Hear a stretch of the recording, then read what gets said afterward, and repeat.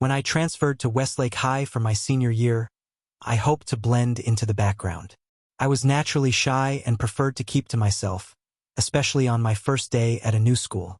My mom had encouraged me to just be yourself, but after 6 years of intense jiu-jitsu training, I wasn't sure which self to present to my new classmates.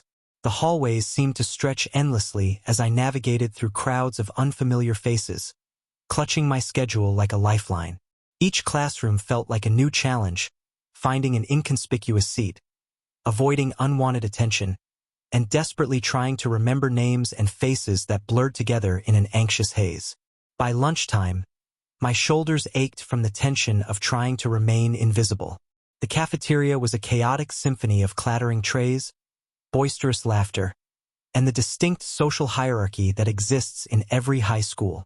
I entered hesitantly, my eyes scanning for an empty table where I could sit alone with my packed lunch and gather my thoughts. "Hey, new girl!" The voice cut through the cafeteria noise like a knife. I pretended not to hear, keeping my eyes fixed on an empty table in the corner. I navigated between crowded tables, ignoring the curious glances and whispers that followed me. Just a few more steps to safety. That's when I felt its fingers grasping the hem of my skirt from behind, a deliberate tug that made me freeze mid-step. "Let's see what the new girl's hiding," came a male voice, followed by snickering that rippled through the nearby tables. My cheeks burned with humiliation as I felt the fabric of my skirt lifting. Time seemed to slow down as my mind processed what was happening. In that moment, I wasn't just the shy new girl anymore. I was someone else, someone I had become during countless hours on the mat, learning to defend myself, to stand my ground, to turn vulnerability into strength. Without conscious thought, my body reacted with a precision born from years of practice. I pivoted smoothly on my right foot, my left hand dropping my lunch tray as my right hand shot backward to grab the wrist that held my skirt. My fingers found the pressure point between thumb and forefinger, squeezing with calculated force as I rotated his arm into an uncomfortable angle. A pained gasp replaced the laughter. The cafeteria noise dimmed as heads turned toward the sudden commotion. I completed my turn to face my attacker, a tall boy with a Letterman jacket and a shocked expression that was quickly morphing into anger and embarrassment. "What the?" he started, but his words dissolved into a wince as I maintained the wrist lock, applying just enough pressure to control without causing real damage. "Don't ever touch me again," I said, my voice surprisingly steady despite the adrenaline coursing through my veins. The words came out quiet but clear, meant only for him but heard by the suddenly silent tables around us. His face flushed red, not from exertion but from humiliation. 2 other boys in matching Letterman jackets stood from a nearby table, their chairs scraping loudly against the floor.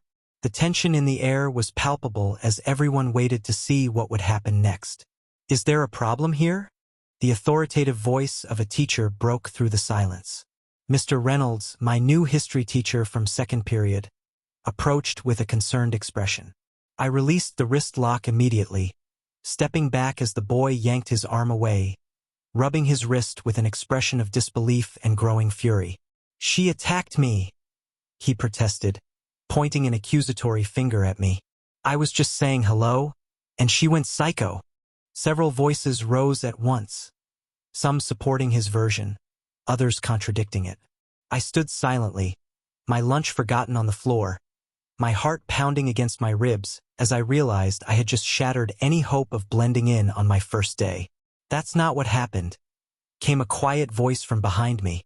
A girl with braided hair and glasses stood up from her table. "He tried to lift her skirt, Mr. Reynolds." Everyone saw it. The boy's face darkened as he glared at the girl, then at me. "Whatever," he muttered, backing away. "Crazy new girl isn't worth it anyway." Mr. Reynolds looked between us, assessing the situation. "Tyler, come with me," he said firmly. "And you," he added, turning to me with an unreadable expression. "I think we should talk as well." As I followed him out of the cafeteria, I could feel hundreds of eyes tracking my every move. So much for staying invisible. My first day wasn't even half over, and I had already made an enemy, caused a scene, and was possibly headed for detention or worse. But beneath the anxiety and regret, there was something else, a quiet certainty that I had done the right thing. The shy girl I'd been trying to project wasn't my only self. There was also the fighter, the one who knew her worth and wouldn't let anyone take her dignity. I had a feeling both sides of me would be needed to survive this new school. Mr. Reynolds led Tyler and me to the administrative offices, maintaining a careful distance between us as we walked through the now empty hallways. The silence was heavy with unspoken accusations. "Wait here," he instructed, pointing to a row of chairs outside the principal's office before escorting Tyler inside. I sank into a chair, my hands trembling slightly as the adrenaline began to ebb. What would my parents say? Would I be expelled on my first day? The questions swirled through my mind like leaves caught in a storm. "Hey!" I looked up to find the girl with braided hair and glasses standing in front of me, clutching a familiar backpack mine, which I'd completely forgotten in the cafeteria. "You forgot this," she said, handing it to me with a small smile. "I'm Maya, by the way." "Thanks," I replied, taking the bag. "I'm Cassie Chun," she finished for me. "Everyone knows who you are now." "Great, just what I'd been trying to avoid." "That was some serious move you pulled on Tyler," Maya continued, sitting beside me. "Where did you learn that?" I hesitated, unsure how much to reveal. "Jiu-jitsu. I've been training since I was 10. Maya's eyes widened with genuine interest. "So you're like, what, a black belt or something?" "Purple," I corrected automatically. "But in juvenile divisions, I competed at the national level." Before Maya could respond, the door to the principal's office opened, and Tyler emerged, his face a mask of contained fury. He shot me a venomous glare before stalking off down the hallway. "Ms. Chen." Principal Wallace beckoned me inside. To my surprise, the office already contained another visitor, a tall woman with dark hair pulled into a tight bun, wearing a navy blue suit. She looked vaguely familiar. "This is Officer Diaz," Principal Wallace explained. "She's our school resource officer." My stomach dropped. "They called the police?" "Relax, Miss Chun," Principal Wallace said, noting my expression. "You're not in trouble. We take incidents like this very seriously at Westlake." Officer Diaz nodded. "Mr. Reynolds and several students have already provided statements about what happened in the cafeteria. I'd like to hear your version of events." I took a deep breath and recounted exactly what had occurred, Tyler grabbing my skirt, my instinctive response, and the confrontation that followed. "And the wrist lock," Officer Diaz said when I finished. "That's from your jiu-jitsu training?" I nodded, surprised she'd recognized the technique. "I thought so," she said with a hint of approval. "I trained Brazilian jiu-jitsu for a few years myself. You showed remarkable restraint, Ms. Chun. That technique could have done serious damage if applied with full force." Principal Wallace leaned forward. "Nevertheless, we have a strict no physical contact policy at Westlake. However, given the circumstances and the witness statements, we're viewing your actions as self-defense." Relief washed over me. "Tyler will be suspended for 3 days," she continued. "And when he returns, he'll be required to attend our Respect and Boundaries workshop." Officer Diaz handed me a card. "If there are any further incidents or if you feel unsafe, please contact me directly."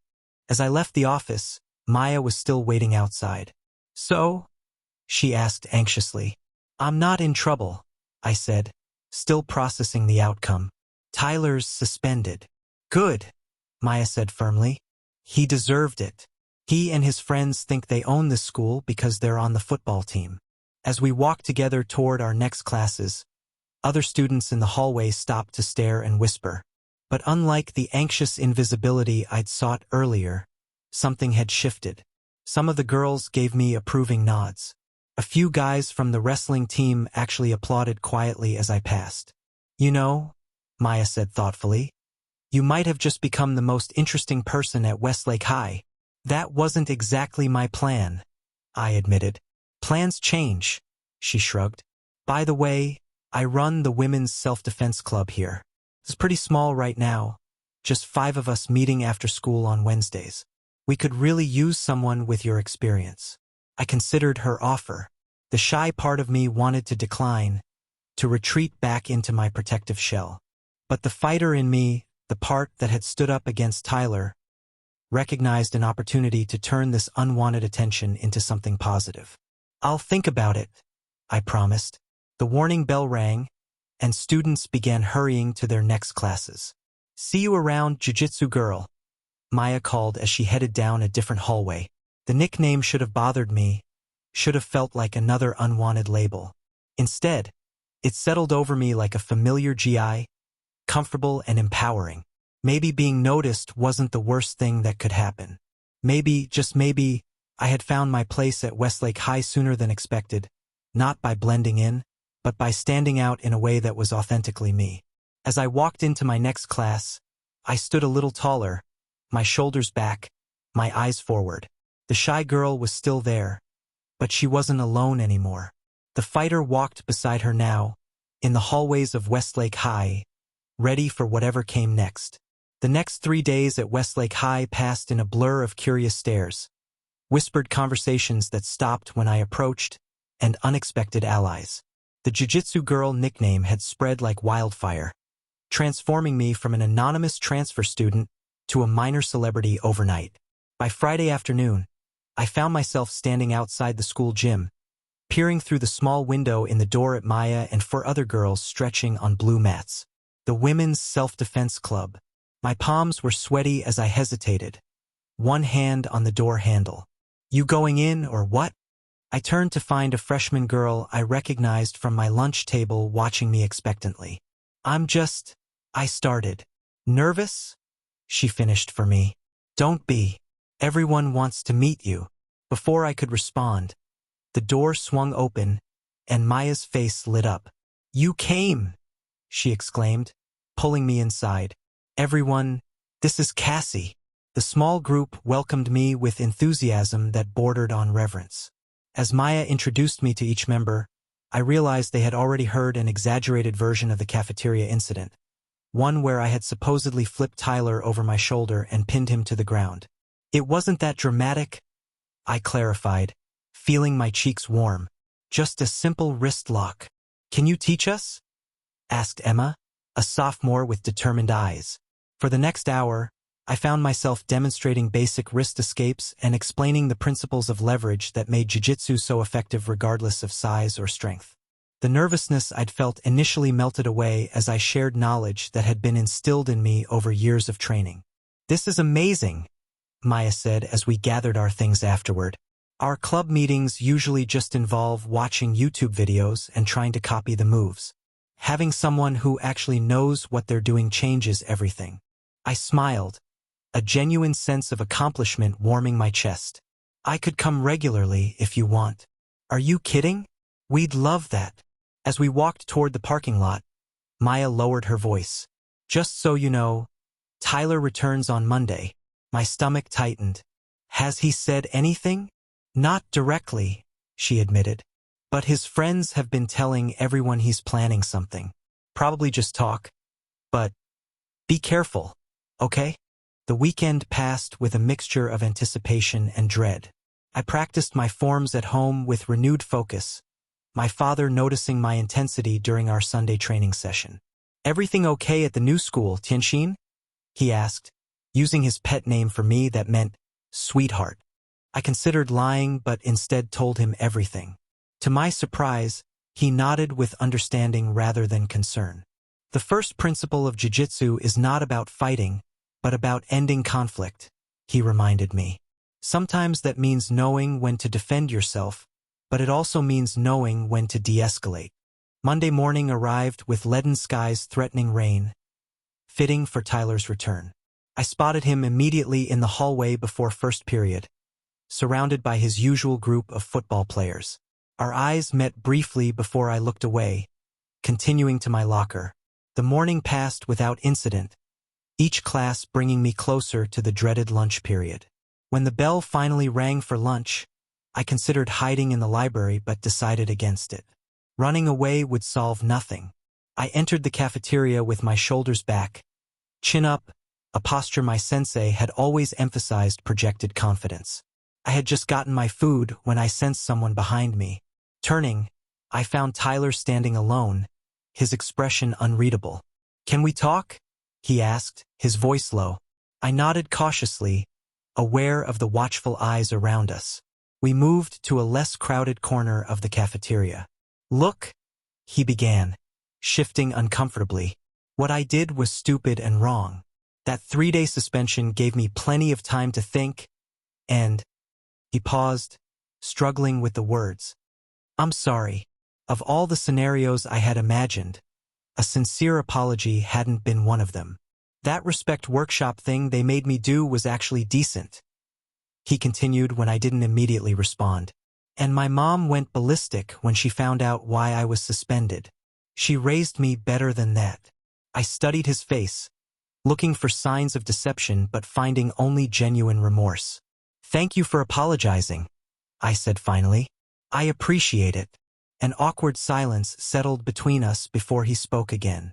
"That move you did, it was pretty impressive.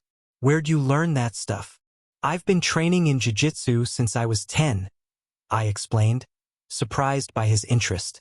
"My dad's a black belt." "That's cool," he said, nodding.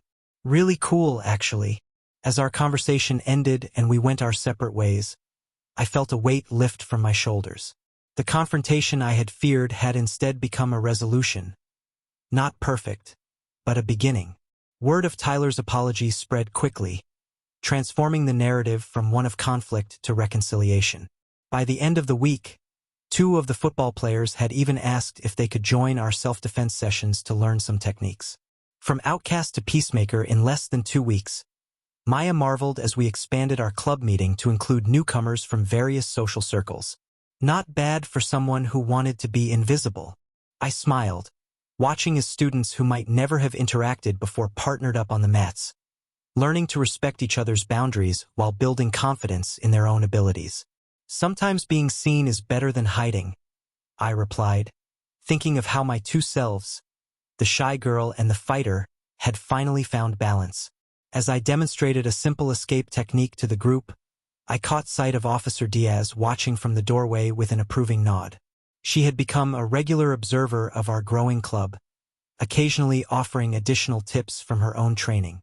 The shy girl who had entered Westlake High hoping to blend into the background had found her voice, her strength, and her community, not despite standing out, but because of it. The lesson wasn't just about self-defense. It was about self-worth, boundaries, and the courage to be authentically yourself, even when it meant being visible. In trying to hide who I was, I had almost missed discovering who I could be.